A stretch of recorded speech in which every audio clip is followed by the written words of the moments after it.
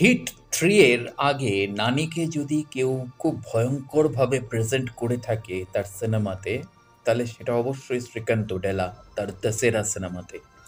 এবং শ্রীকান্ত ওডেলার সেকেন্ড সিনেমাও প্যারাডাইস, যেটা নানিকে নিয়েই সে করছে। এবং প্যারাডাইস একটা অদ্ভুত ইউনিভার্সের গল্প বলবে। এবং প্যারাডাইসের গ্লিমস বেরিয়েছে, যেটা রিলিজ করবে পাক্কা ১ বছর পর। এক বছর শুধু নয়, ১ বছর প্রায় ২০ দিন পর, কারণ ২৬শে মার্চ ২০২৬ রিলিজ করবে প্যারাডাইস, যেটা নানির কেরিয়ারের অন্যতম একটা মাইলস্টোন হতে চলেছে।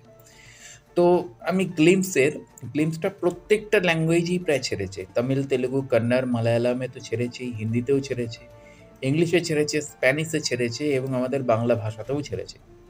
তো এক্স্যাক্টলি আমি প্রত্যেকটাকে আমি শুনেছি, অনুভব করার চেষ্টা করেছি। এবং সবচেয়ে বড় জিনিস হচ্ছে, আপনি যখন ইংলিশ বা স্প্যানিশটা শুনবেন, তখন আপনি একটা অনুভব করবেন যে এটা যেন কোনো একটা হলিউড প্রজেক্টের আপনি প্রেজেন্টেশন দেখছেন। কারণ তার যে হিন্দি মানে যেটা ব্যাকগ্রাউন্ড স্টোরি লাইন, যেটা তার মা বলছে, মানে ক্যারেক্টারের চরিত্রের মা যে স্টোরি টেলিংটা করছে, সেই স্টোরি টেলিংয়ের যে প্রোনাউন্সিয়েশন, তার যে স্পিচ, পুরোটাই কিন্তু একটা আমেরিকান প্যাটার্ন বা আমেরিকান স্টাইলে। এবং স্প্যানিশের ক্ষেত্রেও ঠিক তাই। এবং বাংলার ক্ষেত্রে বরঞ্চ একটুখানি বেমানান লাগছে, কেননা বাঙালির বাংলাটা ওরকমভাবে নয়। যদিও এটা শুধুমাত্র বাঙালিকে, মানে পশ্চিমবঙ্গের বাঙালি নয়, বাংলাদেশের বাঙালিকে মাথায় রেখেও বের করা হয়েছে, ত্রিপুরার বাঙালিকে মাথায় রেখেও বের করা হয়েছে।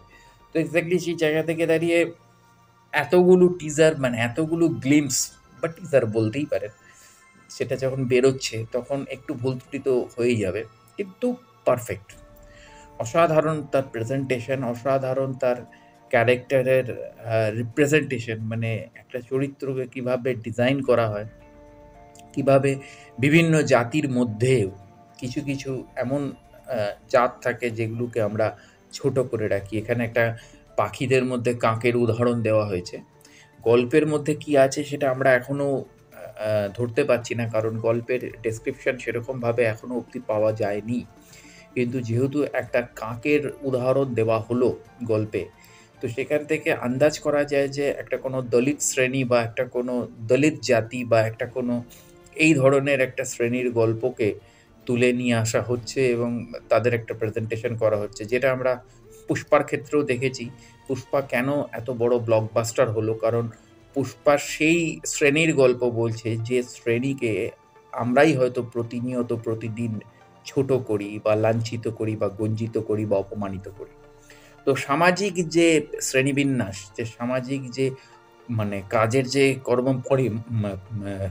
পরিকাঠামো বা তার যে শ্রেণীবিন্যাস রয়েছে, তার মধ্যেই অনেক রিভেঞ্জের গল্প লুকিয়ে থাকে, অনেক রাগ, অনেক অভিমান, অনেক জেদ, অনেক বিদ্রোহের গল্প লুকিয়ে থাকে। সেই গল্পগুলিই কোথাও সাউথ ইন্ডিয়ান সিনেমা নিয়ে আসে একটার পর একটা। আমাদের খাদানের ক্ষেত্রে দেবও এবার প্রায় অনেকটা সেই রকম গল্প বলারই চেষ্টা করেছিল।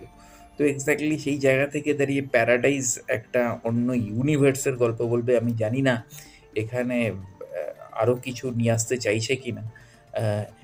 মানে রোবট টুতে আমরা যেরকম পক্ষীরাজ দেখেছিলাম, সেরকম কোনো একটা অ্যাঙ্গেল আসতে পারে কিনা সেটাও আমরা ধরতে পারছি না।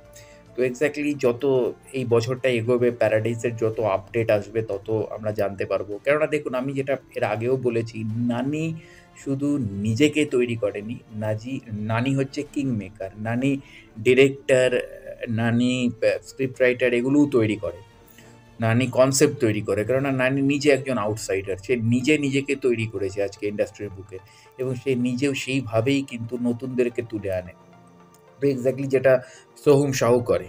তো তো আমি বরাবরই চাইবো, বরাবরই বলবো যে আমাদের ইন্ডাস্ট্রিতেও এরকম একটা ট্র্যাডিশন শুরু করা হোক। না হলে ইন্ডাস্ট্রির চেঞ্জ হবে না, ইন্ডাস্ট্রির আপডেট হবে না, ইন্ডাস্ট্রির পরিবর্তন হবে না।